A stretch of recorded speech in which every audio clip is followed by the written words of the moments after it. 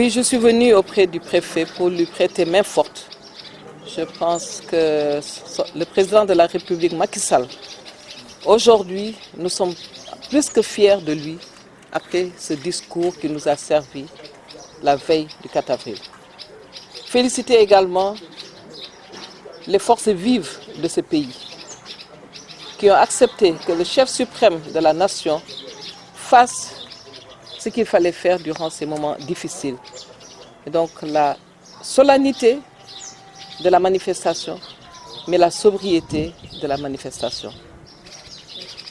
Et le hasard a fait que le thème de cette année, donc les forces de défense, pour lutter contre les pandémies et la sécurité, c'est comme s'il y avait une prémonition.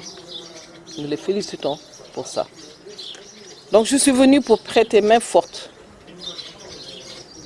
aux membres de Mbour, à la population de Mbour. Nous savons que le président a déjà sorti, Macky Sall a mis sur la table 69 milliards pour aider les ménages les plus démunis de notre pays.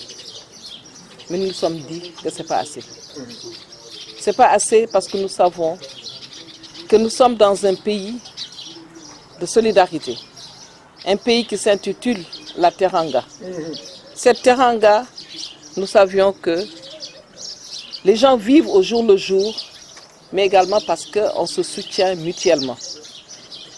Même si ce que le président avait donné était suffisant, il était de notre devoir de revenir vers la population de Mbour pour leur donner notre contribution. Et c'est ce que je viens faire ce matin. Ici, j'ai commencé par Mbour parce que nous suivons également ces consignes pour ne pas nous déplacer aller dans les autres communes. Et comme il représente toute la commune, toutes les communes du moins, je suis venue leur remettre le soutien d'une responsable, mais quelqu'un qui est là, une fille du département de Mbour. Il l'a dit, mais je pense qu'il a oublié ça, c'était vraiment les denrées alimentaires. Nous avons également pensé aux produits sanitaires tels que les combinaisons, mais également les pompes pour pulvériser au niveau des services d'hygiène, au niveau de la gendarmerie en termes de carburant. Il fera la liste après. Un soutien financier pour les communes, parce que j'ai rajouté une enveloppe de 500 000 par commune, 1 million pour le conseil départemental, 1 million pour la mairie. Et à Joal également, je citerai ce que nous avons donné, parce que quand même, je suis de Joal, mais effectivement plus de Fadiout. On parle de la commune de Joal-Fadiout, donc il y a les 3 entités, Ngazobil, Joal et Fadiout. Donc je suis de la commune de Joal-Fadiout, mais particulièrement d'une fille de Fadiout. Et donc tout à l'heure, nous irons ensemble pour leur remettre notre soutien. Et vraiment dire courage à la population sénégalaise, mais courage à tout le monde. Il l'a dit tout à l'heure, c'est une maladie qui est démocratique. Il y a les gens, tout le monde est touché à travers le monde. Il y a certains pays qui sont épargnés pour le moment et nous souhaitons que ça continue comme ça.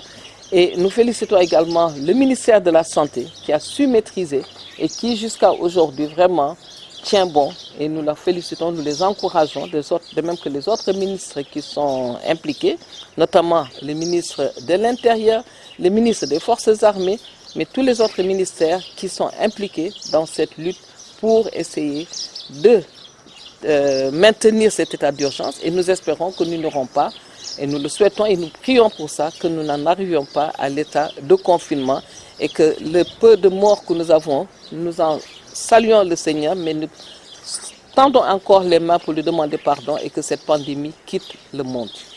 Montant global, pour le moment, en termes financiers, je suis à 10 millions de francs. Mais si j'estime l'enveloppe globale, je suis presque à 50 millions pour le département de Mbour, hors Joal-Fadiout. Nous en avons discuté tout à l'heure et je suis rassurée.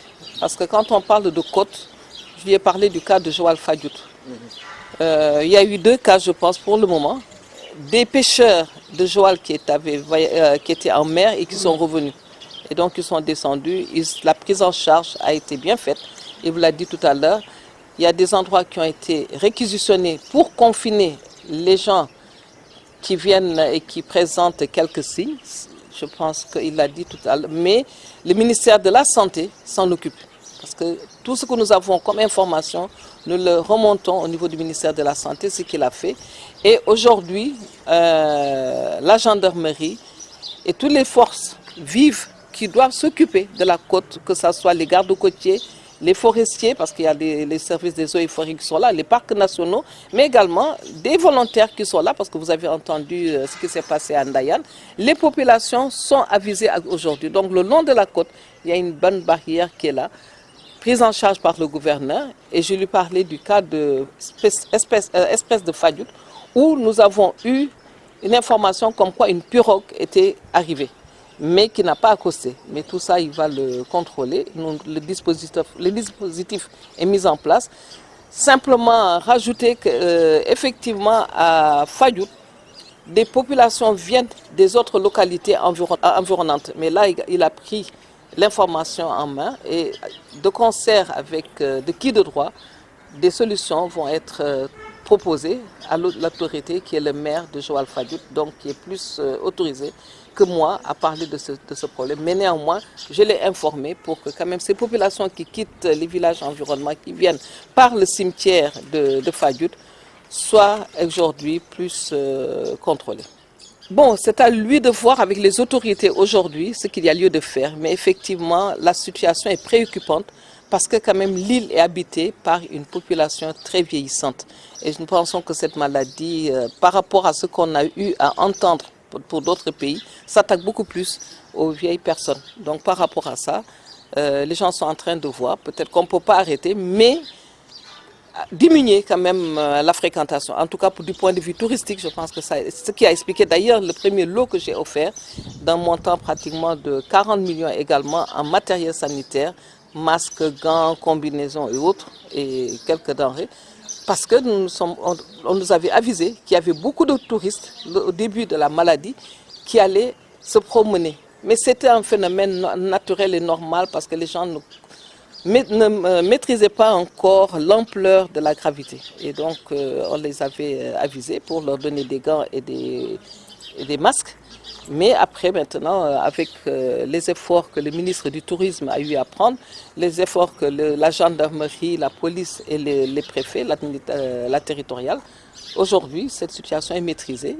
Mais quand même, vous savez le Sénégalais, et ce que je disais tout à l'heure, par rapport à la solidarité sénégalaise, aller voir un parent ou bien lorsqu'il y a un décès, les gens ont tendance toujours à vouloir aller présenter les condoléances, surtout chez nous à Fadiout.